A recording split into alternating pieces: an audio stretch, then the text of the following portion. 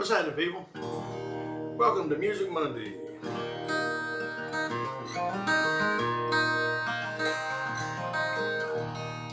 Music Monday it is, and today in the skillet we are making our way down the Sagebrush Toad album. Next track that popped up was a tune I wrote called 150 Years Ago. Alright, so what is this song about? Well, kind of exactly what you think about. Reminiscing about living in the old days when life was slower, simpler, also probably more dangerous and exciting. I mean, you could get killed in a plethora of ways. Disease might take you out. Any small scratch, who knows? I mean, so it was harder, but it was also simpler. So that's the basic idea. And I remember I was watching that Texas series, a Western series called Lonesome Dove. It was written by a novel by Larry McMurtry. That's James McMurtry's dad. You might know James McMurtry, the singer. His dad was quite a novelist. That thing was made into a TV series, and I remember watching the whole thing one time.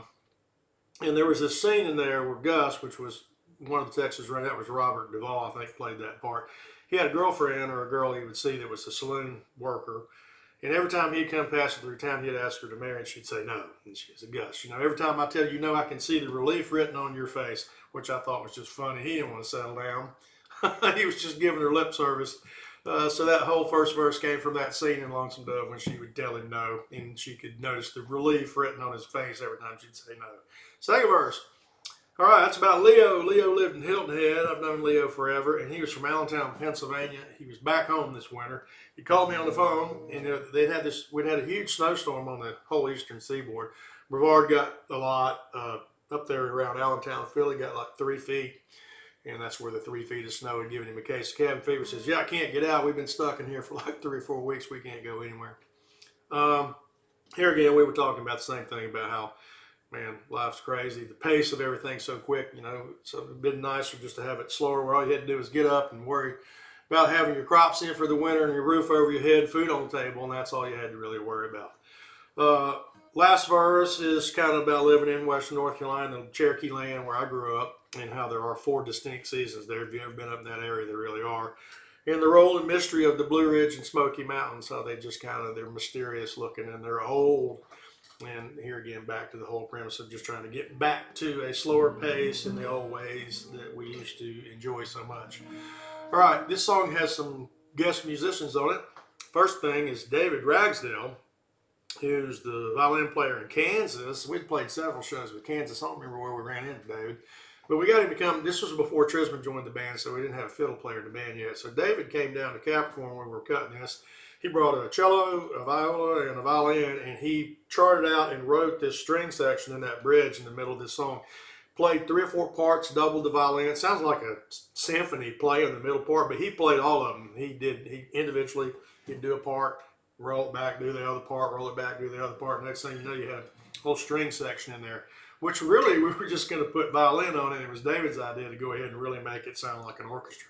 So David, killer job on that. Also, our longtime friend who builds our guitars and stuff and guitar master, Tom Dodson, does some guitar work behind my acoustic part in this song too. So Tom killed it. Came out great. I think that's about it as far as the guest stuff in this one.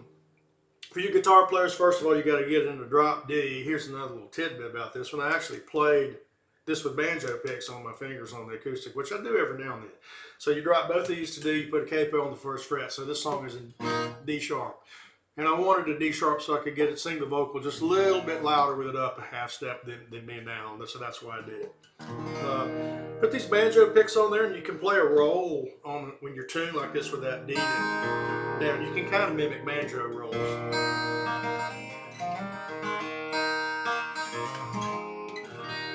And it's kind of like a E minor, A.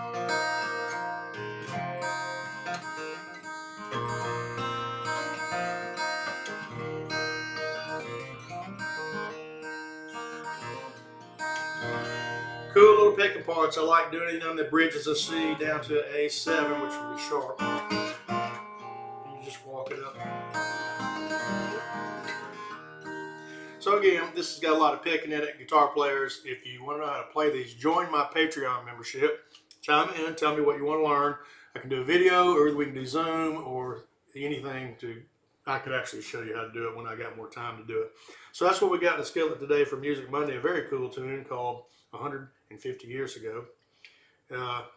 And lastly, I just want to thank Dave Fletcher for sending me these cool old post office shirts.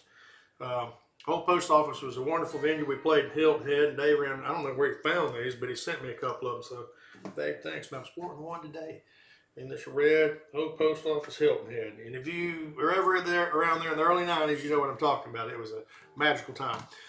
So that's what we got in Skillet today. Music Monday, 150 years ago. And as Paul Harvey would say, now you know the rest of the story, and you certainly do.